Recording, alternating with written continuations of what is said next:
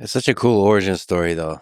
So you start out building a text editor. So you're looking at this project, you're playing around with it, you're building up the tools. It's it's such an inspiring moment because a lot of us start out building a project, and to allow yourself to see the potential pivots, the potential trajectories that can go is really nice. To sit back, allow yourself to be bored, and like, I'm gonna go this way. I mean, that's like a crossroads. You came to a crossroads. I mean, you built, compilers. You design your own programming language. You built compilers, databases, all these things you mentioned, and you started building a text editor. And then here it came to this crossroad. I'm gonna make this fun. And then from there, one of the most legendary gaming companies was created. It's kind of cool. Like that's an inspiring thing for sort of developers. Like, be open to the possibility of creating something you didn't plan to create and just go with it, right? That's cool. Yeah, and it was a bunch of learnings emerged really quickly there. The neat thing I did with ZZT was I didn't just release the game, I also released the editor with it. Hmm. I built this tool so I could make these ZZT boards that people could play, but I also gave it to all of the players themselves, and, like 30 years later, I still run into people, when I go to a game industry event, it was like, I grew up playing ZZT.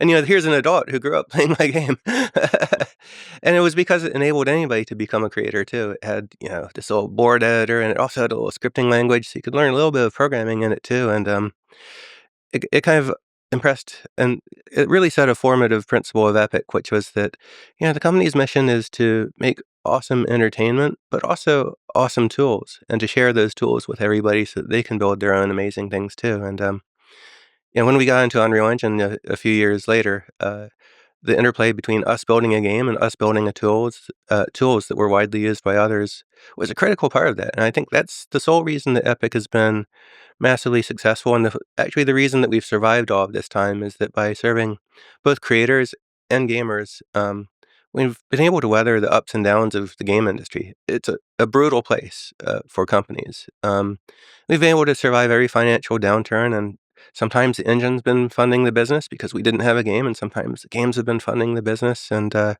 really set a principle in our culture that's persevered and is continually brought to the forefront. But on the editor front, that's such a fascinating philosophy that you always allow people to create their own worlds. You have an engine from which you simulate the world that the game is in.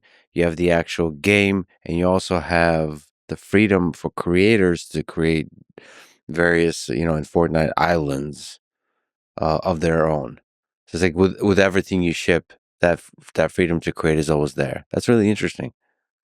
Yeah, and it's something we aim to do more and more fully over time. In the course of building Fortnite, we've built a lot of other tools that are useful for us too, because it's not just a game powered by Unreal Engine, but it's also, a social ecosystem where people can make friends and voice chat and get together in parties. And we've opened up all of those social features into Epic Online Services, and we give them away to all developers for free because we all benefit from growth in that user base. And our goal is ultimately to build the company's products on the same technology that we share with everybody else, and to hope that foster a bigger and bigger ecosystem over time where everybody benefits.